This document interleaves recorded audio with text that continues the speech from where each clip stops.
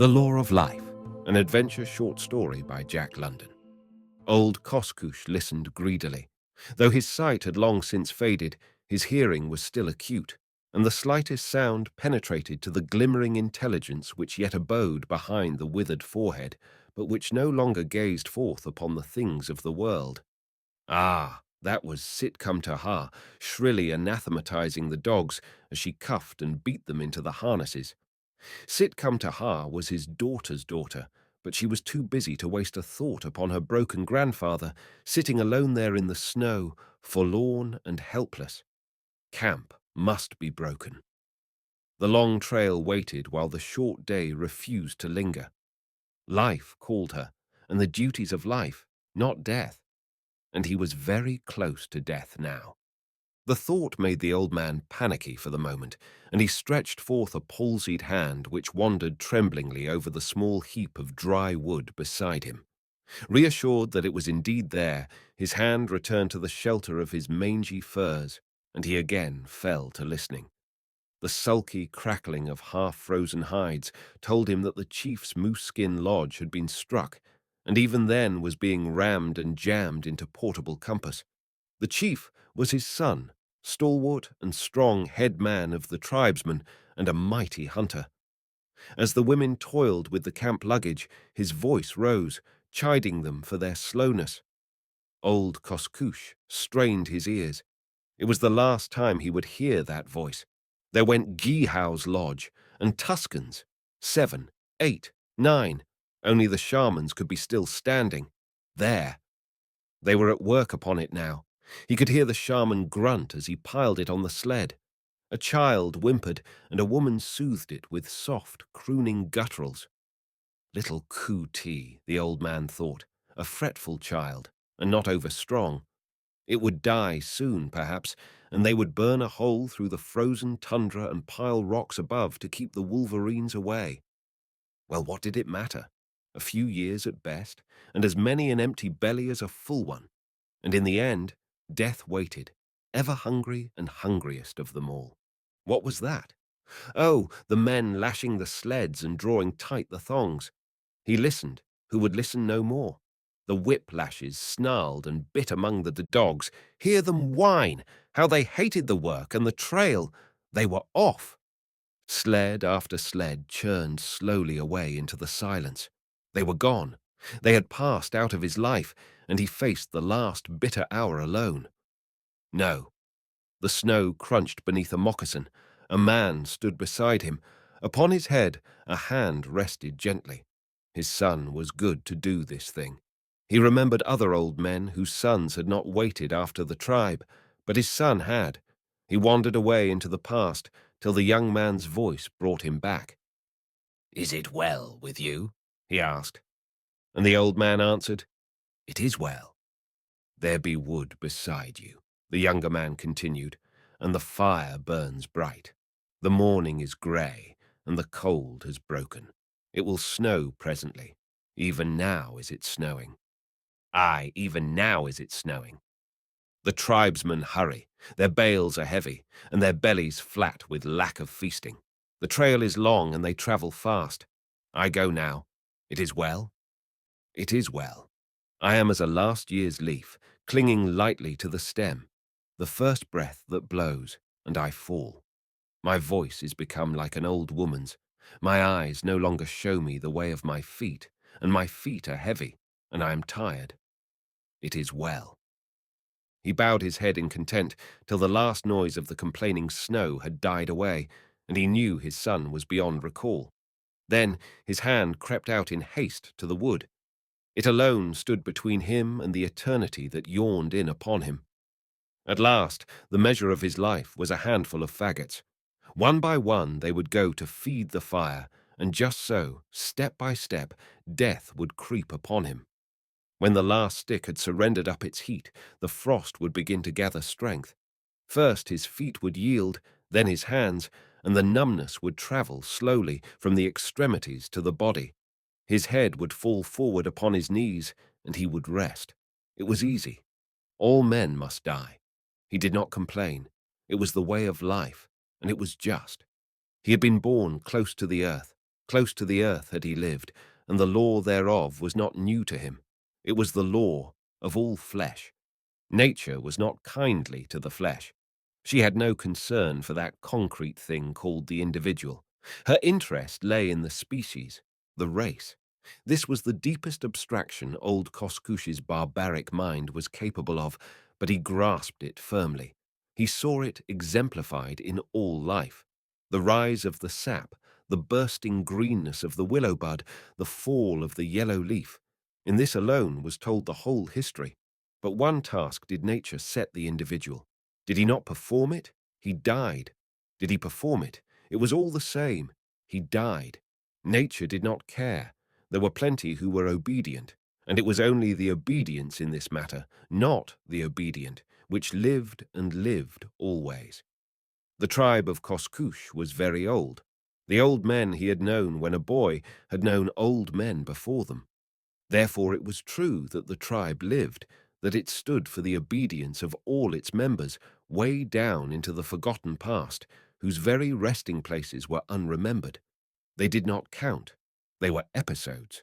They had passed away like clouds from a summer sky. He also was an episode, and would pass away. Nature did not care. To life she set one task, gave one law. To perpetuate was the task of life. Its law was death. A maiden was a good creature to look upon, full-breasted and strong, with spring to her step and light in her eyes. But her task was yet before her. The light in her eyes brightened, her step quickened. She was now bold with the young men, now timid, and she gave them of her own unrest. And ever she grew fairer and yet fairer to look upon, till some hunter, able no longer to withhold himself, took her to his lodge to cook and toil for him and to become the mother of his children. And with the coming of her offspring, her looks left her. Her limbs dragged and shuffled, her eyes dimmed and bleared, and only the little children found joy against the withered cheek of the old squaw by the fire. Her task was done. But a little while, on the first pinch of famine or the first long trail, and she would be left, even as he had been left, in the snow, with a little pile of wood. Such was the law. He placed a stick carefully upon the fire and resumed his meditations. It was the same everywhere, with all things. The mosquitoes vanished with the first frost. The little tree squirrel crawled away to die. When age settled upon the rabbit, it became slow and heavy and could no longer outfoot its enemies. Even the big bald face grew clumsy and blind and quarrelsome, in the end to be dragged down by a handful of yelping huskies.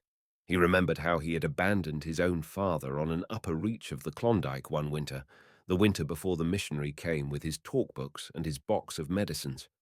Many a time had Koskoush smacked his lips over the recollection of that box, though now his mouth refused to moisten. The painkiller had been especially good. But the missionary was a bother after all, for he brought no meat into the camp, and he ate heartily, and the hunters grumbled. But he chilled his lungs on the divide by the Mayo, and the dogs afterwards nosed the stones away and fought over his bones. Koskoush placed another stick on the fire and harked back deeper into the past. There was the time of the great famine, when the old men crouched empty-bellied to the fire and let fall from their lips dim traditions of the ancient day when the Yukon ran wide open for 3 winters and then lay frozen for 3 summers. He had lost his mother in that famine. In the summer, the salmon run had failed, and the tribe looked forward to the winter and the coming of the caribou. Then the winter came, but with it there were no caribou. Never had the like been known, not even in the lives of the old men. But the caribou did not come, and it was the 7th year, and the rabbits had not replenished, and the dogs were naught but bundles of bones. And through the long darkness the children wailed and died, and the women and the old men, and not 1 in 10 of the tribe lived to meet the sun when it came back in the spring. That was a famine. But he had seen times of plenty, too, when the meat spoiled on their hands, and the dogs were fat and worthless with overeating. Times when they let the game go unkilled, and the women were fertile, and the lodges were cluttered with sprawling men-children and women-children. Then it was the men became high-stomached and revived ancient quarrels and crossed the divides to the south to kill the Pellies, and to the west that they might sit by the dead fires of the Tananas. He remembered when a boy, during a time of plenty, when he saw a moose pulled down by the wolves.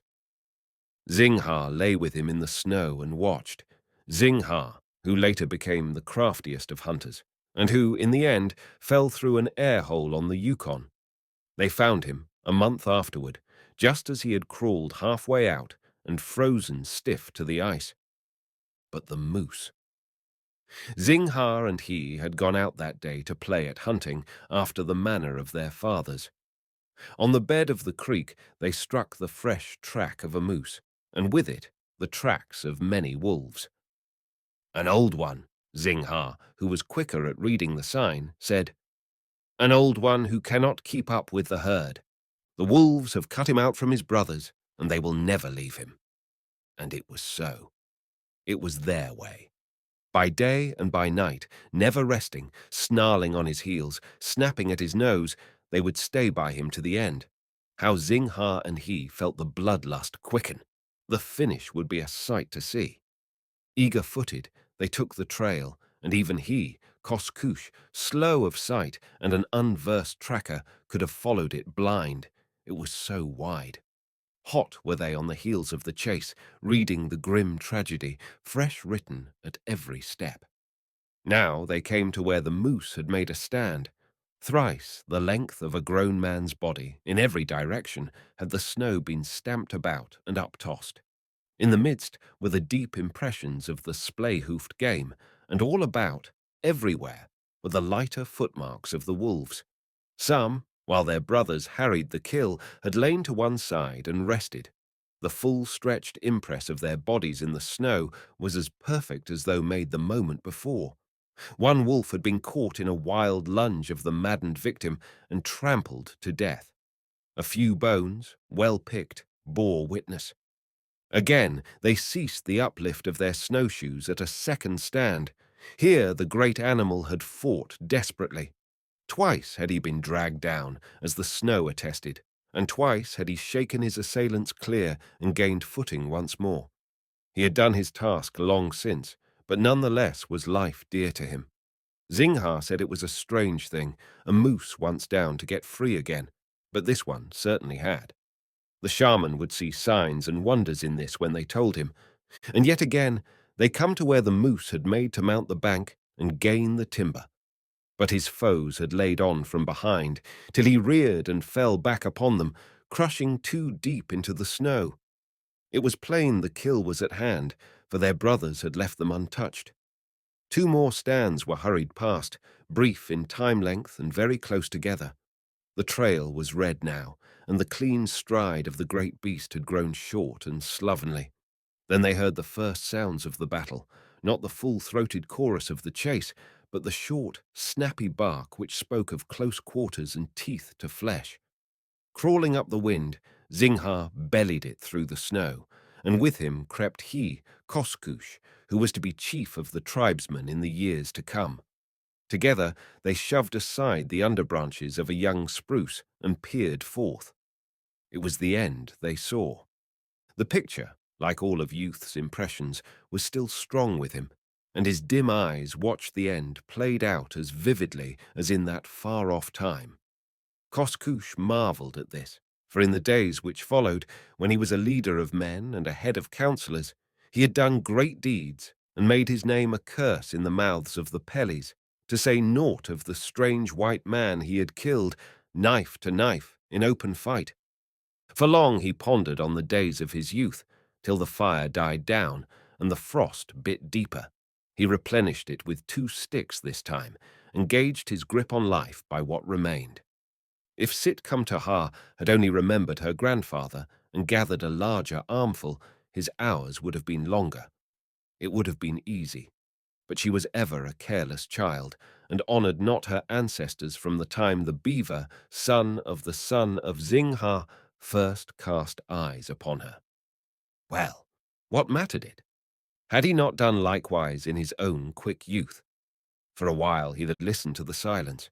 Perhaps the heart of his son might soften, and he would come back with the dogs to take his old father on with the tribe, to where the caribou ran thick and the fat hung heavy upon them.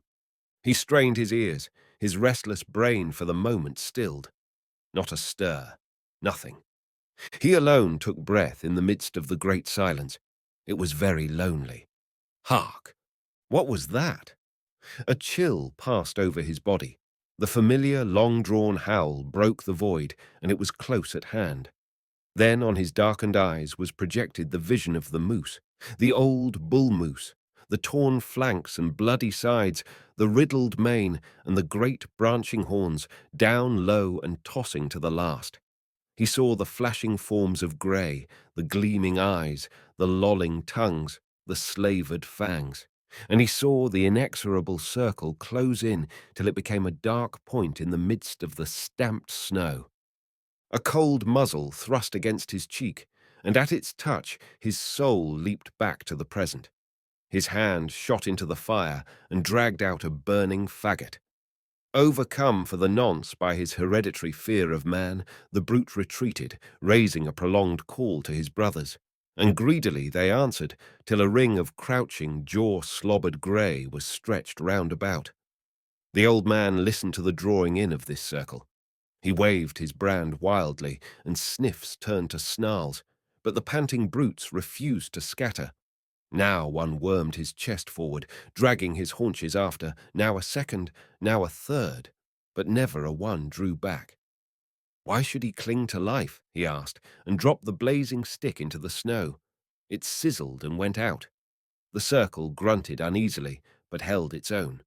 Again he saw the last stand of the old bull moose, and Koskoosh dropped his head wearily upon his knees. What did it matter after all? Was it not the law of life?